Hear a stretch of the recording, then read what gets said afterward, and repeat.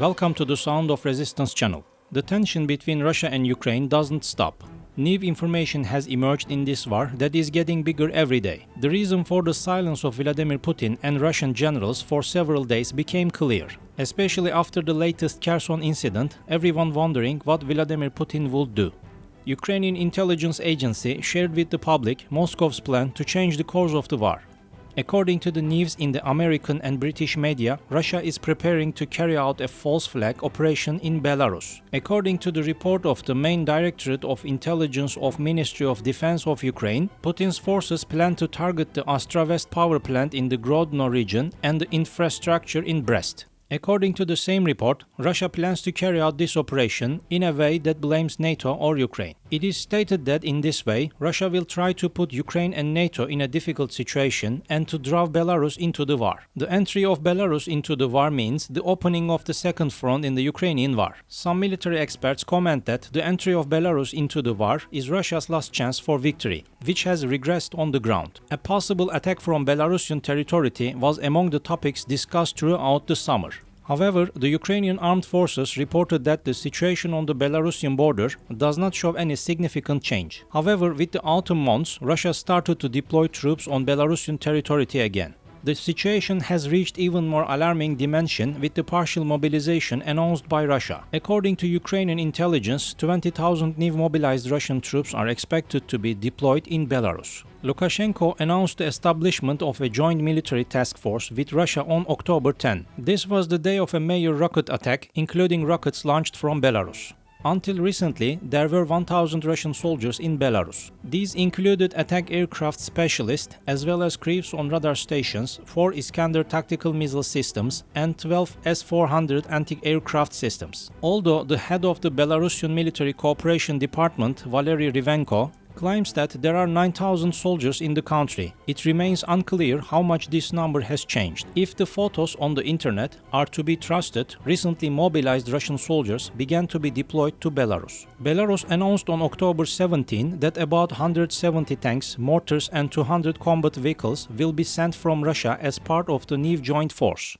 The facility at the center of the claims is located close to the Lithuanian border and just 40 kilometers from the country's capital, Vilnius.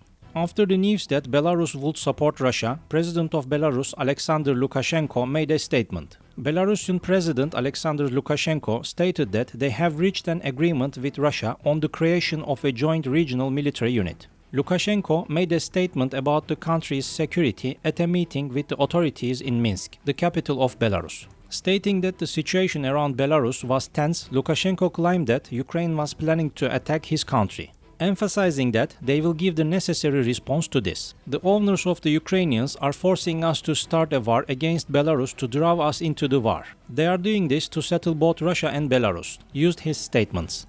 Stating that this should not be allowed, Lukashenko said that his country has taken measures to protect its southern borders. Lukashenko said that he instructed the Belarusian Ministry of Defense and the Security Committee to take measures to control the current situation, adding, "We will respond to any enemy. We have been preparing for this for decades. We will respond if necessary," said.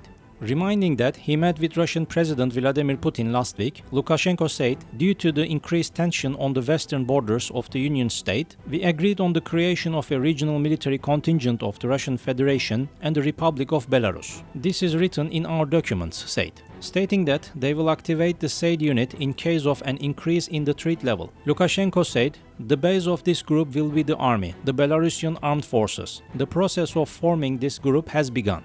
Sharing the information that thousands of Russian soldiers will take part in this union, Lukashenko said that it is necessary to be ready to receive Russian soldiers in his country soon.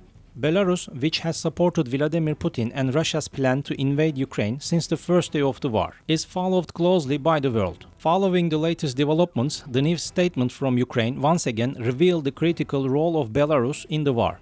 Belarus is Russia's main ally in the Ukrainian war and allowed the Russian forces to use its territory as a springboard to attack Ukraine. The country, which ignores the warnings and sanctions from the world, does not seem to give up the policy of President Lukashenko, a close friend of Vladimir Putin, to act together with Russia. After these statements in which Belarus clearly stated that it chose its side, a press conference was held from the Ukrainian state on this issue. At the meeting, the Kyiv General Staff said that Ukraine is increasing its forces in the northern region near Belarus to counter a possible cross-border Russian attack. Oleksiy Hromov, Deputy Chief of the General Staff's main operations, said in a statement, "At the moment, we have not observed the creation of an offensive force in Belarus. But there are and will be threats. We are reacting. We have already increased our troops in the north direction." The Ukrainian army, which has made a strong defense against the Russians, has now signaled that it can go to war not only with the Russian army, but also with the Belarusian state. The Ukrainian soldiers, who never gave up their brave struggle, do not hesitate to face the Belarusian army. Since the beginning of this occupation, the whole world has been applauding the resistance of the Ukrainian army. Ukrainian soldiers, who fought on many fronts, were successful in almost all of them. After the rapprochement between Russia and Belarus against Ukraine, the Union State Agreement came to mind. Putin and Belarusian President Alexander Lukashenko held a joint press conference after a 3.5-hour meeting at the Kremlin Palace, stating that they talked with Lukashenko on the 28-point program of the Union State that will ensure integration in economic and social fields. Putin said that the program is generally aimed at unifying various areas of the economy of the two countries, creating common financial and energy markets, and implementing common industrial and agricultural policies. The Union State is a supra-state entity established between the Russian Federation and the Republic of Belarus. It was established after the State of the Union Treaty was ratified by the parliaments of the two countries on January 26, 2000. The State of the Union envisions the reunification of Russia and Belarus in the long term after the collapse of the USSR. After this agreement was on the agenda again, Russian Defense Minister Sergei Shoigu met with Belarusian Defense Minister Viktor Hrenin in Moscow. Speaking before the meeting, Shoigu emphasized that Belarus is an important strategic partner, close friend and ally for Russia, pointing out that the bilateral military cooperation between Russia and Belarus has developed under unprecedented pressure of the West and the conditions of undeclared war against them. Shoigu stated that they attached importance to the readiness of Belarus to form a united defense area with its determination against the USA and its allies. Shoigu reminded the situation in Ukraine and the actions of NATO countries on the western borders and said, "The circumstances necessitate the need to take urgent joint measures to strengthen the defense capability of the Union State, to increase the combat readiness of the regional Union forces and the combined regional air defense system. Today, this is becoming more and more relevant. The Russian side is Belarusian in this regard. He is ready to provide all kind of support to his friends." Thank you for watching us.